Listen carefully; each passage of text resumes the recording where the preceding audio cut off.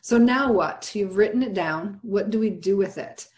Really important to understand what it is now. You could stick it in a drawer, and that's okay. That's one way to do it. You could develop a plan out of it. There's no right or wrong way. I prefer the plan. I feel like it gives me a direction. It gives me a sense of what I want to try to accomplish each day. So that's how I like to use it. Catherine Hover said, she talked about living in fear. And the thing that you don't want to do is stay stuck in fear. And I saw this quote the other day. I actually posted it to Instagram the other day, but I found it. It's, fear is the cheapest room in the house. I would like to see you living in better conditions. I love that quote. And that was I don't know who it is. Hafiz, a 14th century Persian poet. I don't know who he is, but I love the quote.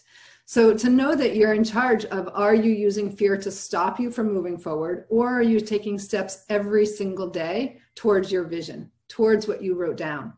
Only you can choose to do that. Nobody else can do that.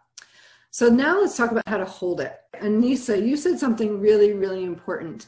You said that you had a timeline and then things changed with COVID. It changed it all around.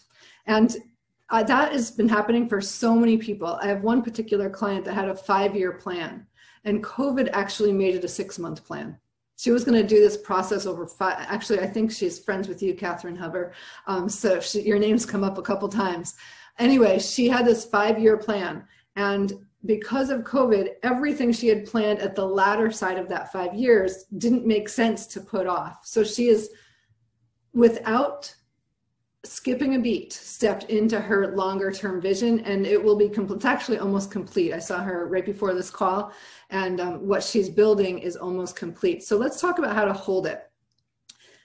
There's a story. When I used to live in Albany, I used to live in Guilderland actually, and my next door neighbor was having a birthday party for her 2-year-old toddler, and she invited one of those where the farms come to your house. What are they called? Where the farm, it's like the farm to go.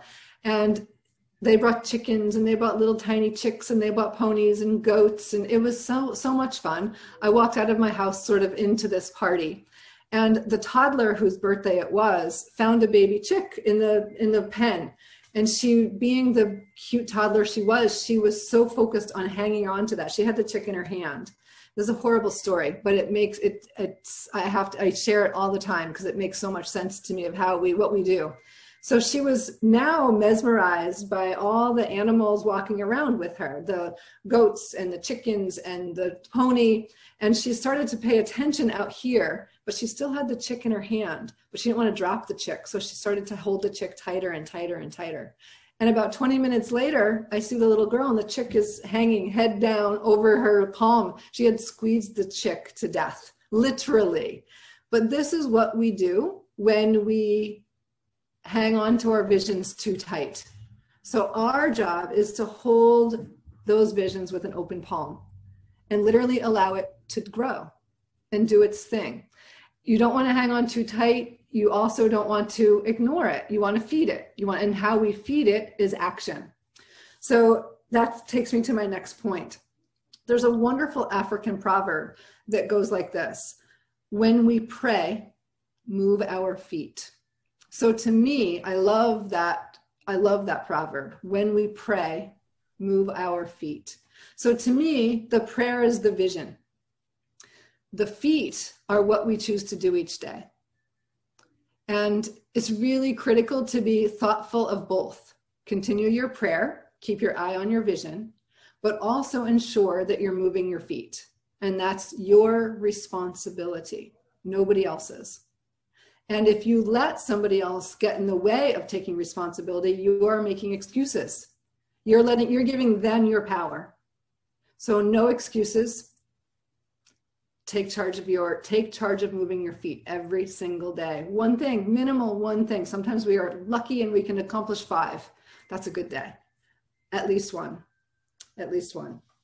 So when we pray, move our feet, the action is the doing. The last piece is when we see things that are moving us towards the vision, at least the vision that we are intending to move towards, find gratitude. Find gratitude, find gratitude, find gratitude. Because sometimes I think we think it's just a tiny thing. I'm so grateful for those tiny things, because when we take in those tiny things, it shows the world that we appreciate.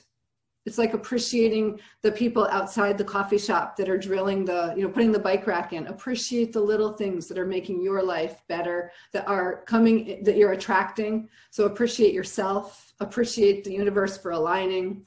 It makes such a difference in your basic happiness. I always say that gratitude is your doorway to happiness. Every time I've thought about this so much, and I did a lot of thinking work before I ever even introduced Palette to anybody. I did work with brand Jamie Butler Binley with Brand 21, over a year ago. And it was a lot of thinking about what I wanted to create with this space. And I feel my most confident and my most courageous when I'm surrounded by amazing, authentic, vulnerable, and powerful women.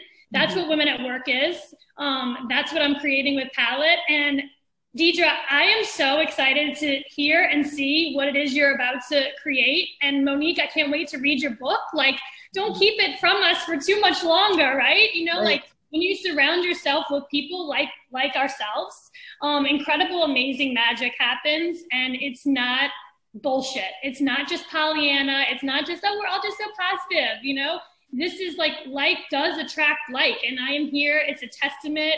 All that I've done in the last 9 years, being in a community, I didn't know anybody here when I moved here 10 years ago. It's just this is me realizing all of this in real time, and it's like, don't hold back, share your story, share what your hopes and dreams are, because me just sharing that with you inspired you to keep going. And that's just so, it fills me up, just hearing that I've had a part in it, even a little minute part of it. It's important, and it's that's how you rise up together, and it's how you support each other. It's how you support women. You have to show up for them. And so I'm just like so excited to see like what everyone creates after all of this. And it takes just one little spark to get you moving. And then that momentum you just keep going with it. And it's really, I want everyone to feel like how I feel right now, having done exactly what I said I would do. And it's hard, but you just got to keep going and put yourself out there. And I hope you're seeing that when you take just a moment and set your intention for a time, it could be for a meeting, it could be for a phone call, it could be for an interview. It doesn't matter what it is. When you take the time to set an intention or a goal, that it somehow magically brings that to you, and you just write it and bring your attention to it, and then dive in fully with your presence.